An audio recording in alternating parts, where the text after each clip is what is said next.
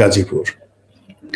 সেখানে কি দুর্ঘটনা ঘটেছে এবং গাজীপুরকে কেন্দ্র করে আজকের এই দিনে পুরো দেশে একটি অস্থিরতা বিরাজ করছে এবং গাজীপুরে সেই ঘটনা অর্থাৎ গত রাতের যে ঘটনা, এটি যে কোন জায়গাতে গিয়ে শেষ হয়, কোন পক্ষ বিজয়ী হয় আর কোন পক্ষ এখানে পরাজিত হয়, সেই জিনিসগুলো এখনো পর্যন্ত বলা যাচ্ছে না। তবে পুরো ঢাকা শহর থমথমে এবং রাস্তাঘাটে ভিড় নেই বললেই চলে এবং সর্বত্রই এটা কানাঘুষে এবং সামাজিক মাধ্যমগুলোতে পক্ষে এবং বিপক্ষে প্রচুর তর্ক এবং বিতর্ক হচ্ছে।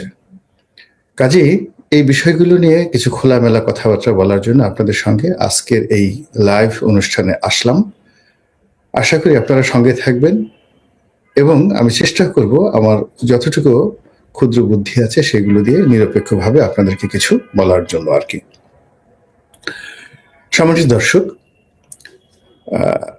আপনারা জানেন যে এই মুহূর্তে বাংলাদেশে মব জাস্টিসের নামে কি হচ্ছে। বঙ্গবন্ধুর বাসভবন ৩২ নম্বর ভেঙে চুরে গুড়িয়ে দেওয়া হয়েছে এবং এটি একটা রীতিমতো উৎসবে পরিণত হয়েছে। কারা করেছে, কিভাবে করেছে, কাদের আহ্বানে করেছে এবং এটির পরিণতি কি, সেটি বলার আগে যেটা বলিনি সেটা হলো আওয়ামী লীগের যে রাজনৈতিক থিম অ্যান্ড থিওলজি, এটিকে আওয়ামী বিরোধী লোকেরা আওয়ামী লীগের কিবলা বলে থাকেন। অর্থাৎ এই ৩২ নম্বরকে কেন্দ্র করে আওয়ামী লীগ রাজনীতি করে। কাজেই আওয়ামী লীগকে যদি ধ্বংস করতে হয় তাহলে এই কিবলা ভাঙতে হবে। এখন এই কিবলা ভাঙার জন্য যারা সফল হয়েছেন, যারা ভেঙেছেন, তাদের যে উল্লাস, তাদের যে ঈদের আনন্দ, তাদের যে যাকে বলা হয় উদ্দীপনা, এটি রীতিমতো বাঁধ ভেঙেছে, সেই চাঁদের হাসির বাঁধ ভাঙার মতো। এবং তাদের মধ্যে একটা আত্মবিশ্বাস এত প্রবল থেকে প্রবলতর হয়েছে যে সে যেখানে বঙ্গবন্ধু শেখ মুজিবুর রহমানের বাসভবন, যেটা ভাঙলে বাংলাদেশে কিয়ামত হয়ে যাবে এবং যেটা হাত দিলে আওয়ামী লীগের লোকজন রীতিমতো দেশে সারা দেশে আত্মহত্যা করবে, এরকম অসংখ্য রকম ঘটনা। তো যখন সেই বাড়িটা ভেঙে ফেলা হলো, একটা টু শব্দ হলো না ঢাকা রাজপথে। দ্বিতীয় যে ঘটনাটি সেটি হলো যে এই বাড়িকে কেন্দ্র করে যারাই কথাবার্তা বলার চেষ্টা করেছেন, অভিনেত্রী শাওন, তাকে আটক করা হয়েছিল, আবার ছেড়ে দেওয়া হয়েছে। এবং আপনারা সবাই জানেন যে হুমায়ুন আহমেদ, প্রয়াত হুমায়ুন আহমেদের স্ত্রী শাওন বর্তমান সরকারের সবচেয়ে প্রভাবশালী যে উপদেষ্টা রয়েছেন জনাব আসিফ নজরুল, তার সম্পর্কে শাশুড়ি। কিন্তু সম্পর্কে শাশুড়ি হলেও আসিফ নজরুলের যে স্ত্রী শিলা আহমেদের সঙ্গে শাওনের সম্পর্ক ভালো নয়। আর হুমায়ুন আহমেদের প্রথম স্ত্রীর গর্ভজাত সন্তান যারা আছেন তাদের প্রায় সবার সঙ্গে শাওনের দা কুমড়া সম্পর্ক। তো সেই অর্থে শাওনের সঙ্গে আসিফ নজরুলের সম্পর্ক ভালো থাকার কথা নয় এবং আসলেও সেটা ভালো নেই। এখন শাওনকে যখন গ্রেপ্তার করা হলো তখন মানুষ খুব খুশি, আওয়ামী বিরোধীরা খুব খুশি এবং তাকে নিয়ে বিশ্রী রকম ট্রল করা হলো। আবার পরবর্তীতে দেখা গেল যে শাওনের সঙ্গে সঙ্গে তার যে ঘনিষ্ঠ বান্ধবী আর একজন অভিনেত্রী, তাকেও গ্রেপ্তার করা হলো। কিন্তু পরবর্তীতে দুজনকে আবার ছেড়ে দেওয়া হলো এবং এই ঘটনার জন্য আবার সবাই আসিফ নজরুলকে দায়ী করছে যে তার হুকুমে এই জিনিসগুলো ছেড়ে দেওয়া হয়েছে। তারপর যেটি হলো, সারা বাংলাদেশে টার্গেট করে করে বিভিন্ন এলাকাতে মন্ত্রী মিনিস্টারদের বাড়ি ভাঙাচোরা করা হলো। যেমন পিরোজপুরে সমরেজাল করিম নামক একজন মন্ত্রী ছিলেন, নিপাট ভদ্রলোক। তার এলাকাতে তিনি কি করেছেন না করেছেন, বাট আমরা ঢাকা শহরে তাকে একজন সজ্জন ভদ্রলোক হিসাবে জানি, যদিও তিনি এখন অজ্ঞাত স্থানে রয়েছেন। কিন্তু সেই মানুষটির বাড়িও ভেঙে চুরমার করে দেওয়া হয়েছে। আমির হোসেন আমুর বাড়িতে আক্রমণ চালানো হয়েছে, এমনকি তুফাইল আহমেদের বাড়িতে অগ্নিসংযোগ করা হয়েছে।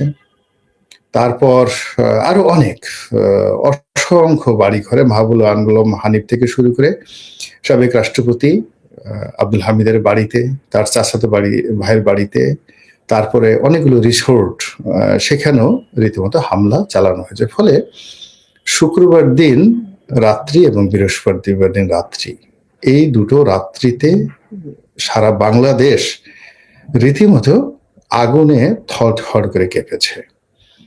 আর সেই আগুনে এটা বিশেষ পক্ষ বা বিশেষ গোষ্ঠী ভীষণ রকম উল্লাস নৃত্য করেছে, আর অপর পক্ষটি কেউ রাগে, ক্ষোভে, ক্রোধে, যাকে বলা হয় জিঘাংসায়, তারপরে সে প্রতিশোধ স্পৃহায়, আবার অনেকে ভয়ে থরথর করে কেঁপেছেন।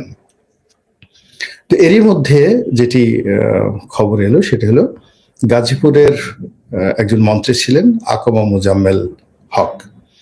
তিনি মুক্তিযোদ্ধা বিষয়ক মন্ত্রী ছিলেন এবং সরকারের মন্ত্রীদের মধ্যে সবচেয়ে যাকে বলা সিনিয়র মন্ত্রী ছিলেন। তো তার বাড়ি ভাঙার জন্য কে বা কারা গিয়েছে, বা বাড়িতে লুটপাট করার জন্য কে বা কারা গিয়েছে, এখানে বিপরীতমুখী কথাবার্তা শোনা যাচ্ছে। তো এখানে যে গুজবগুলো ছড়িয়ে পড়েছে সেটা হলো সেই বাড়িতে যারাই আক্রমণ করতে গিয়েছে বা লুটপাট করতে গিয়েছে তাদেরকে এলাকাবাসী গণপিটুনি দিয়েছে। কেউ কেউ বলছেন, প্রচার হয়ে গেছে যে ওখানে 3 জনকে একেবারে রীতিমতো গণপিটুনি দিয়ে মেরে ফেলা হয়েছে, এই ধরনের একটি গুজব ছড়িয়ে পড়েছে। আবার অন্যদিকে যারা ছাত্র জনতা, তাদের বক্তব্য হলো যে সারা দেশে যে মব জাস্টিস হচ্ছে বা জ্বালাও পোড়া হয়েছে, এটা মানে কিছু কিছু ক্ষেত্রে কেন্দ্রীয় সিদ্ধান্তে করা হয়েছে, খুবই সিস্টেমেটিক হইতে দিনের আলোতে। সেখানে ভিকো মেশিন থেকে শুরু করে অন্যান্য যে মেশিনগুলো নেওয়া হয়েছে সবই করা হয়েছে। আবার অনেক ক্ষেত্রে দেখা যাচ্ছে যে ছাত্রদের নাম ভাঙিয়ে অনেকে এই চুরি ডাকাতির হাজানি করেছে। তো গাজীপুরে যারা সমন্বয়ক বা ছাত্র জনতা রয়েছেন তাদের মধ্যে হঠাৎ করে একটা দেশপ্রেম জাগ্রত হলো, এবং তারা যখন খবর পেল যে এরকম একটা ঘটনা ঘটতে যাচ্ছে তখন তারা ঐক্যবদ্ধ হয়ে সেখানে যাওয়ার চেষ্টা করলো, কিন্তু তারা সেখানে গিয়ে তারাও ভীষণ রকম বিপদে পড়লো এবং অনেকে পিটুনির শিকার হলো। ওই অবস্থায় তারা আইন শৃঙ্খলা রক্ষাকারী বাহিনীর সাহায্য চাইলেন। অনেকে আইন শৃঙ্খলা রক্ষাকারী বাহিনীকে, অর্থাৎ বিশেষ করে পুলিশকে টেলিফোন করে, তাদেরকে নর্মালি সমন্বয়করা এই সময় স্যার ডাকেন না, কিন্তু বিপদে পড়ে তারা স্যার ডেকেছেন এবং তাদের পা ধরেছে যে স্যার আপনাদের দুটো পায়ে ধরি, আপনারা বাঁচান। কিন্তু তারা নানা রকম টাল বাহানা করেছেন এবং এই দেশপ্রেমিক ছাত্র এবং জনতাকে উদ্ধার করার জন্য সেখানে যাননি। ফলে সেখানে প্রথম আলো রিপোর্ট অনুযায়ী প্রায় 15 জন সেই ছাত্র এবং জনতা গুরুতর আহত হয়েছেন এবং সেনাবাহিনী গিয়ে তাদেরকে মুমূর্ষু অবস্থায় উদ্ধার করেছেন। অনেককে সেই ব্যাটারির রিকশায় করে এনেছেন, ভীষণ রকম বিশ্রী এবং অবস্থা। এবং তারই প্রেক্ষিতে ছাত্র জনতা, বিশেষ করে আন্দোলনকারী, তাদের হাতে ঘা লেগেছে এবং তারা এখন লং মার্চ টু গাজীপুর। আজকে আমি যে ভিডিওটা করছি এই সময়টাতে ফেসবুকে দেখলাম যে যারা শীর্ষস্থানীয় নেতৃবৃন্দ রয়েছেন তারা লং মার্চ টু গাজীপুর ঘোষণা দিয়ে গাজীপুরে আওয়ামী লীগের 14 গোষ্ঠী উদ্ধার করার জন্য তারা সেদিকে রওনা করবেন এবং সেই দৃঢ়তা নিয়ে তারা সেদিকে এগিয়ে যাচ্ছে। ফলে গাজীপুরকে কেন্দ্র করে একটি সংঘাত, অনিবার্য একটি সংঘাত, সেটা আমাদেরকে দেখতে হবে এবং সেই সংঘাতে কি কি পরিণতি হতে পারে এবং সেই সংঘাতের মারাত্মক বিষক্রিয়া সারা দেশে কিভাবে ছড়িয়ে যেতে পারে সেই বিষয়গুলো নিয়ে আলোচনা করব। তার আগে একটু দেখে নিই যে আমার সঙ্গে কারা কারা যুক্ত আছেন এবং কতজন কি কি মন্তব্য করেছেন। সম্মানিত দর্শক, আমি নিচের থেকে শুরু করি। এখানে যারা আছেন বেশিরভাগই মনে হচ্ছে যে আওয়ামী লীগের লোকজন। তো আওয়ামী লীগের যারা লোকজন আছে তাদের ভাই ছাত্র জনতার আগের মতোই আছে নাকি বদলাইছে নাকি একটু বদলায়, আপনি একটু ছাত্র জনতার সংজ্ঞার কথা বলবেন। ঈদ মুবারক। নাম নিতে ভয় পান, এটা কে বলেছেন? শাহিন, কার নাম নিতে ভয় পাবো বলেন তো ভাই? এই যে এখানে লাইভ করতেছি, অফিসে একা একা বসে আছি, আপনারা এখানে ফেসবুকে বসে বড় বড় কথা বলছেন। কার নাম নিতে বলেন ভয় পাবেন? ডক্টর ইউনূসের নাম নিতে, সার্জিসের নাম নিতে, অমুকের নাম নিতে? কার নাম নিতে? সেনাবাহিনীর প্রধান ওয়াকারুজ্জামান? কার নাম নিতে ভয় পাবে বলেন? এই সমস্ত কথাবার্তা কোথায় বলেন? শেখ হাসিনার সঙ্গে যুদ্ধ করে 2014 থেকে 24 পর্যন্ত এই ঢাকা শহর বাংলাদেশে টিকে আছি, এবং এখনো পর্যন্ত যারা এই মব করছে, যা কিছু করছে, তারা শেখ হাসিনার তুলনায় অবোধ শিশু। তো শেখ হাসিনার সঙ্গে লড়াই করে এই জায়গাতে টিকে আছি। এখন আপনি কাকে ভয় করার কথা বলতেছেন? মানে নিজের ভয় অন্যের প্রতি, এই যে মিস্টার শাহিন, নিজের ভয় অন্যের প্রতি এগুলো মানে যাকে বলে অঙ্কুরিত করার চেষ্টা করবে না। সব মানুষ ভয় পেলে দেশ থাকতো না। ধন্যবাদ গাজীপুরবাসী। আবার জেগে ওঠে বাংলাদেশ, অতি উৎসাহী কিছু ভালো না, সোনার বাংলাদেশ ইত্যাদি ইত্যাদি। ভাইজান, ঘরের মানুষ ঘরে এলে আমরা সবাই খুশি হব, জয় বাংলা, জয় বঙ্গবন্ধু। মানে সবাই বেশি পিটিয়ে আহত করেছে কেন, ঈদ মোবারক, সোনার বাংলা সবাই। আচ্ছা, যেটা মনে হলো যে আমার এখানে যারা আসছেন এই অনুষ্ঠানটা দেখার জন্য, তারা প্রায় সবাই আওয়ামী লীগের লোকজন আছেন, আর আওয়ামী লীগের লোকজন এই ঘটনায় ভীষণ রকম উজ্জীবিত এবং ভীষণ রকম খুশি। গাজীপুরের এই ঘটনা নিয়ে গত রাত থেকে আজ পর্যন্ত যে ঘটনাগুলো ঘটেছে, খুবই যাকে বলা হয় অ্যালার্মিং এবং ভীতিকর। প্রথম অবস্থা হলো, পুলিশের সাবেক আইজি বেনজির একটি বিবৃতি দিয়েছেন, এবং সেটি আবার পুলিশ অ্যাসোসিয়েশন প্রতিবাদ করেছেন, এবং সেটি বলেছেন যে এই ধরনের বক্তব্য দেওয়া বেনজিরের জন্য রাষ্ট্রদ্রোহ। কিন্তু তিনি তো নিরাপদ দূরত্বে রয়েছেন। তিনি যেটা বলেছেন যে পুলিশে শতকরা 90% লোক আওয়ামী লীগের, তাদের সঙ্গে ডক্টর বেনজির এবং অন্যান্য যারা পালিয়ে আছেন কমান্ডিং অফিসার, যারা এই গত 15 বছর ধরে পুলিশ বাহিনীকে নিয়ন্ত্রণ করেছেন, এমনকি যারা জেলখানাতে রয়েছেন, ওনার কথায় যা বোঝা গেল, পুলিশের যারা সাবেক দুজন আইজি, তাদের সঙ্গে পুলিশের বিভিন্ন স্তরের কর্মকর্তাদের নিয়মিত যোগাযোগ রয়েছে। পুলিশ এখানে সাহায্যকারী শক্তি হিসেবে নিউট্রাল আছে এবং সরকারকে সহযোগিতা করছে না, করবে না।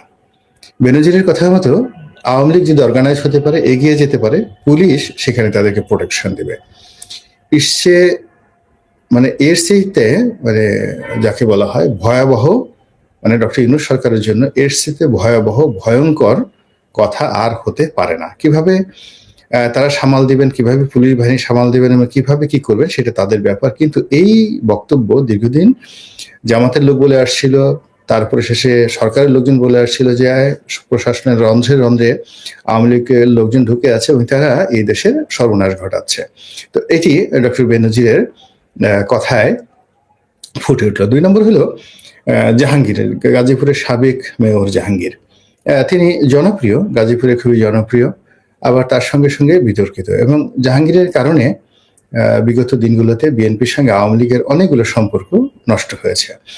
যেমন সর্বশেষ যে দুটো বিএনপির মহাসমাবেশ, একেবারে যেটা 28 অক্টোবরের যেটি মহাসমাবেশ ছিল, সেই মহাসমাবেশ কিন্তু জাহাঙ্গীর লোকজন সহকারে মিন্টো রোড দিয়ে যেভাবে প্রধান বিচারপতির বাসভবনের ওখান দিয়ে যাচ্ছিলেন, এবং ওখান থেকে কিন্তু মারামারিটার সূত্রপাত হয়, এবং তার থেকে মূলত এই যে বিএনপির সেই অনুষ্ঠানকে পণ্ড করা, এটার এগেনস্টে পুলিশি অ্যাকশন, তারপরে যা কিছু ঘটেছে, এটাই কিন্তু গণতান্ত্রিক যে যাত্রা, মিছিল, সেই মিছিলের যে কফিনে একেবারে শেষ পেরেকটা সেদিন মেরে দেওয়া হয়েছে, এবং ওই দিনই আসলে শেখ হাসিনার পতনটা সূচিত হয়েছে।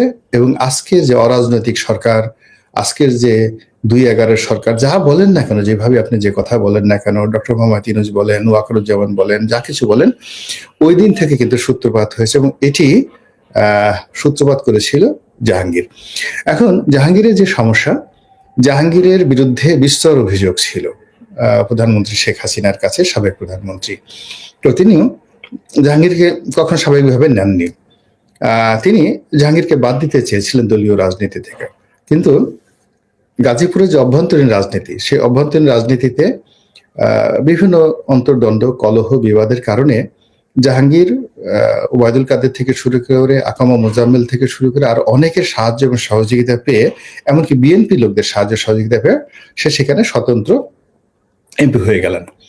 তো স্বতন্ত্র এমপি হয়ে যাওয়ার পর তার ক্ষমতা, যাকে বলে অতীতের যে কোনো সময়, সেটা আরো অনেক অনেক বেড়ে গেল, গ্রহণযোগ্যতাও বেড়ে গেল। এবং এই জাহাঙ্গীর শেষের দিকে এসে তিনি আহত হয়েছেন, ধরা পড়েছেন।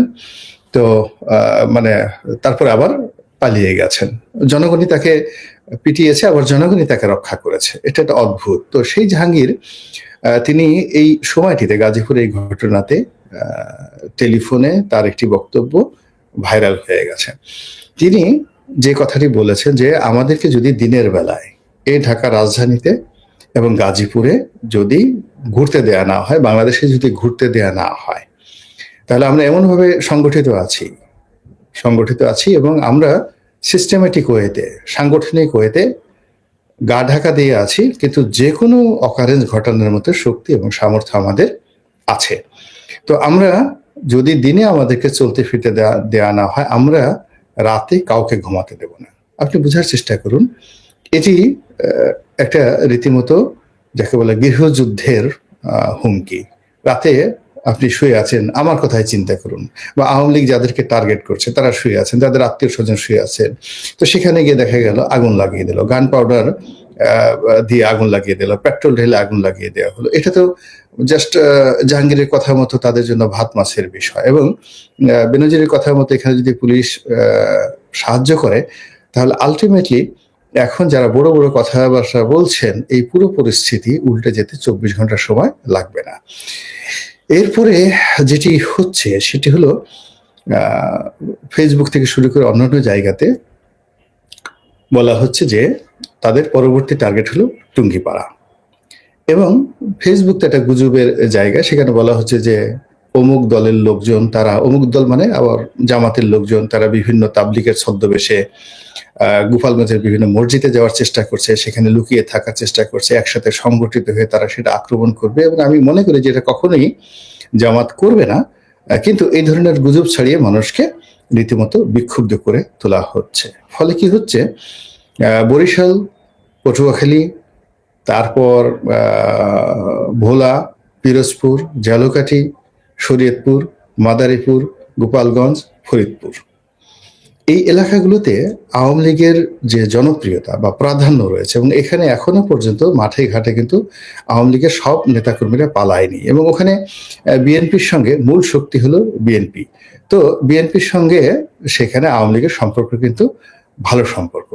তো তারা যদি এই কয়টি এলাকাতে কেবলমাত্র জামাতকে এবং সমন্বয়ককে টার্গেট করে, যেখানে যেখানে তাদের শক্তিমত্তা রয়েছে দিনে এবং রাতে, এবং আস্তে আস্তে কি হচ্ছে যে একজন আরেকজনের বিরুদ্ধে চাণক্য নীতির মতো লাগিয়ে দিয়ে, অর্থাৎ প্রথমে যদি তারা দেখা গেল যে সমন্বয়কদের ব্যাপারে এখন অনেকের দুর্বলতা আছে, তো তারা যদি প্রথমে জামাতকে টার্গেট করে, তারপরে সমন্বয়কদেরকে টার্গেট করে, তারপর ধীরে ধীরে নিজেদের শক্তিমত্তা বৃদ্ধি করে এবং অন্যান্য এলাকাতে যায়, এবং সবার শেষে যদি তারা রাজধানীতে আসে, তাহলে সেই পরিস্থিতি কতটা জটিল হতে পারে। ফলে এখন যে ঘটনাগুলো ঘটেছে, এই ঘটনাগুলোর ইমিডিয়েটলি সরকারের পক্ষ থেকে এগুলোর যাকে বলা হয় নিয়ন্ত্রণ তাদের করতে হবে। নিয়ন্ত্রণ যদি তারা করতে না পারে, তাদেরকে পদত্যাগ করতে হবে, তাদেরকে চলে যেতে হবে। আদারওয়াইজ তারা একটা সময়, কিন্তু বেশ কয়েকজন লোক বলছেন যে, কাদের সিদ্দিকী সাহেব বলেছেন যে শেখ হাসিনার যে পরিণতি হয়েছে তার সাথে আরো অনেক জঘন্য পরিণতি হবে ডক্টর মোহাম্মদ ইউনূসের। আমি তার এই বক্তব্য ঠিক ওইভাবে না বলে আমি বলছি যে ডক্টর মোহাম্মদ ইউনূস যদি সতর্ক না হন এবং তিনি যদি কার্যকর ব্যবস্থা নিতে না পারেন, তাহলে কাদের সিদ্দিকীর যে আশঙ্কা সেটি বাস্তবে রূপান্তরিত বা পরিণত হতে পারে। এখানে মূল ব্যাপার হলো যে বাবা, আপনি পারবেন না একটা জিনিস। আপনাকে যদি একজন ইউটিউবারের কথা শুনতে হয়, একজন ফেসবুকারের কথা শুনতে হয়, একজন আপনার নাতির বয়সী ছেলের হুমকিতে যদি আপনার হাঁটু কাঁপে, আপনি ওই সিংহাসনে কিভাবে বসে থাকবেন বলেন? এটা তো ঠিক না। আপনার কথা যদি আইজি সাহেব না শুনে, আপনার কথা যদি সেনাপ্রধান না শুনে, আপনার কথা যদি এসপি সাহেব মুভ না করে, আপনার কথা যদি একটা থানা না চলে, তাহলে শুধু শুধু ওখানে বসে থেকে আপনি কেন আপনার সারা জীবনের অর্জন নষ্ট করতে যাচ্ছেন? এই গেল একটা বিষয়। 2 নম্বর হলো যে এখানে যারা সমন্বয়ক রয়েছেন তাদের মধ্যে এখন অনেকগুলো গ্রুপ হয়ে গেছে। সরকারের একটা গ্রুপ আছে, বাইরে নতুন রাজনৈতিক দল যারা করতে চাচ্ছেন তাদের একটা গ্রুপ আছে, রাজনীতি করতে চান না তাদের একটা গ্রুপ আছে, আবার সমন্বয়কদের মধ্যে জামাতের একটা গ্রুপ আছে, কেউ কেউ বলেন যে হিজবুত তাহরিরেরও এখানে একটা গ্রুপ রয়েছে। সব মিলিয়ে সমন্বয়কদের মধ্যে যে একটা সেন্ট্রাল কমান্ড আছে বা তাদের সার্ভিসের কথা মতো সারা বাংলাদেশের সমন্বয়করা চলে, এটা আমার কাছে মনে হচ্ছে না। সেখানেও তাদের বেশ কিছু সমস্যা রয়েছে। তো এতগুলো সমস্যা নিয়ে যেখানে পুলিশ বাহিনী থেকে শুরু করে কোনো বাহিনী ঠিকমতো অ্যাক্ট করছে না, সেখানে আপনি ম্যাসিভ সারা দেশে যেভাবে আওয়ামী লীগের বিরুদ্ধে অপারেশন চালানো হচ্ছে, সেই অপারেশনগুলো সফলতা পাবে না, এটাই স্বাভাবিক বিষয়। ২ নম্বর হলো যে প্রকৃতির একটা নিয়ম হলো, মানুষের দেয়ালে যখন পিঠ ঠেকে যায়, দেয়ালে পিঠ ঠেকে যায়, তখন কিন্তু সে যাকে বলে রুখে দাঁড়ায়। এমনকি আপনি একটা পিঁপড়া দেখবেন, একটা পিঁপড়া আপনি তাকে কামড় মানে পাড়া দিতে যান, ও একটা সময় যখন বুঝে যায় যে সে মরে যাবে, তখন সে তার সর্বশক্তি দিয়ে আপনাকে কামড়ে ধরে, এবং আপনি যদি তাকে পিঁপড়াটা ছাড়াতে চান, আপনাকে এমনভাবে কামড়ে ধরবে যে ওর মস্তক মানে মুন্ডু, ওখানে মুন্ডু থেকে শরীর আলাদা করে ফেলবেন, তবুও সে কামড় ছাড়বে না। তো একটা পিঁপড়া যদি এতটা জেদি হয়ে যেতে পারে, তাহলে আশরাফুল মখলুকাত মানুষ, তাদের মধ্যে যখন জিদ আসে, তাদের মধ্যে যখন অপমান আসে, তখন তারা কতটা ভয়ঙ্কর হতে পারে, এই বিষয়গুলো এখন যারা তরুণ এবং যুবক আন্দোলনের নেতৃত্ব দিচ্ছেন তাদেরকে বুঝতে হবে। ২ নম্বর হলো যে মব, যে কথাটি বলা হয়, মবের সবচেয়ে ভয়ঙ্কর দিক হলো যখন মব সংগঠিত হয়, তখন মানুষের মস্তিষ্ক শূন্য হয়ে যায়, বিবেক শূন্য হয়ে যায়, তার শরীরে শুধুমাত্র পাশবিক শক্তি থাকে, বিচার থাকে না, বিবেচনা থাকে না, বিবেক থাকে না, শুধুমাত্র একটি পশুর যে শক্তিমত্তা থাকে, হিংস্রতা থাকে, ওইরকম হিংস্রতা যখন তৈরি হয়ে যায়, তখনই ওটাকে মব বলা হয়। ফলে মবের নামে আপনি মিছিল করেন, মবের ব্যানারে আপনি জাস্টিস করেন, মবের ব্যানারে আপনি ভাঙচুর করেন, এই কাজগুলো কোনো অবস্থাতেই ভালো নয়। Tit for tat. এখন দেখুন প্রকৃতি এখানে একটা বিচার করে। অনেক লোক বলার চেষ্টা করছে যে দেখুন, যেদিন মওদুদ আহমেদের মতো সম্মানিত লোককে রাস্তায় নামিয়ে দেওয়া হয়েছিল, যেদিন আপনার বেগম খালেদা জিয়ার বাড়ি ভেঙে দেওয়া হয়েছিল, যে অঝরে তিনি যেভাবে কেঁদেছিলেন, তার পরিণতিতে আজকে সুধা সদন বা যাকে বলা হয় ৩২ নম্বর জ্বলছে। এখন এই কথাগুলো তো আপনাকে শুনতে হবে, এটা হলো প্রকৃতির বিচার। তো প্রকৃতির যদি সেটা ধরে নেন, সেটার বিচার হচ্ছে। আবার এখন আল্লাহ তো নিজে এসে ফেরেশতা পাঠিয়ে কোনো কাজ করেন না, তার মানুষ দিয়ে কোনো কাজ করেন না। আবার এখন আপনি সারা বাংলাদেশে যাদের বাড়িঘর ভাঙবেন, তো এই বাড়িঘর ভাঙার যে একটা সংস্কৃতি চালু হলো, এটা তো অতীতে আওয়ামী লীগ করেনি। আওয়ামী লীগ হয়তো বেগম জিয়ার বাড়িটা ভেঙেছেন, তারপরে মওদুদ আহমেদকে বাড়ি থেকে উচ্ছেদ করেছেন, কিন্তু সারা বাংলাদেশে মির্জা ফখরুল সাহেবের বাড়িতে তো কোনোদিন একটা ঢিল কেউ মারেনি। কিংবা বিএনপি জামাতের শফিক সাহেবের যে হাসপাতাল আছে, শফিক সাহেবের যে ব্যবসা বাণিজ্য আছে, সেখানে তো কেউ কখনো আক্রমণ করেনি।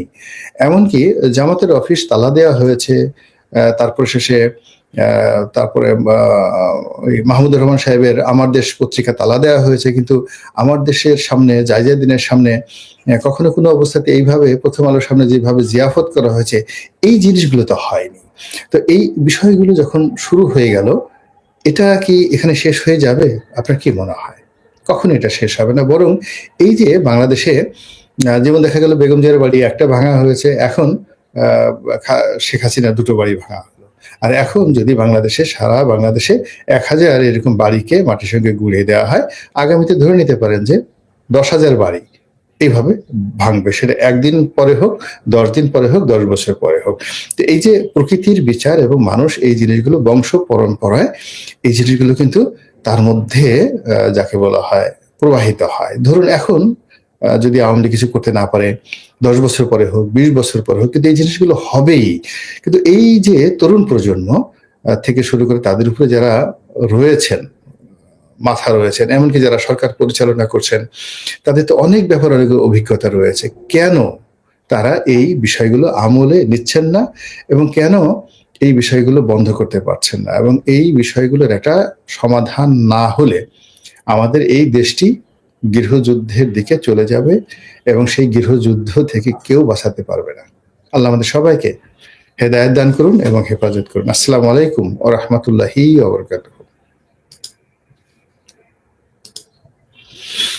আসসালামু আলাইকুম প্রিয় দর্শক, আশা করি পুরো ভিডিওটি দেখেছেন এবং বুঝতে পেরেছেন। বর্তমান বাংলাদেশের পরিস্থিতি নিয়ে আলোচনা করলেন গোলাম মাওলা রনি, সাবেক সংসদ সদস্য, লেখক এবং জার্নালিস্ট। খুবই গুরুত্বপূর্ণ আলোচনা করলেন। গতকাল রাতে গাজীপুরে যে সহিংসতা ঘটেছে, যেখানে ছাত্রদের উপরে হামলা করেছে আওয়ামী লীগ, যা 5ই আগস্টের পরে এই প্রথম, এবং কঠিনভাবে আক্রমণ করায় অনেক ছাত্র জনতা সেখানে আহত হয়েছে। অনেকেই বলছেন যে অনেকেই মারা গিয়েছে। আসলে কতজন মারা গিয়েছে বা কতজন আহত হয়েছে বিষয়টি এখনও নিশ্চিত করে জানা যায়নি। ঠিক তখন সেখানে হাসনাত আবদুল্লাহ, সার্জিস আলম সমন্বয়করা উপস্থিত ছিলেন বা তার পরবর্তীতে হয়তো এসেছিলেন এবং কঠিন সিদ্ধান্ত জানিয়েছেন। আজকে দিনভর সেখানে উত্তেজনা কাজ করছে।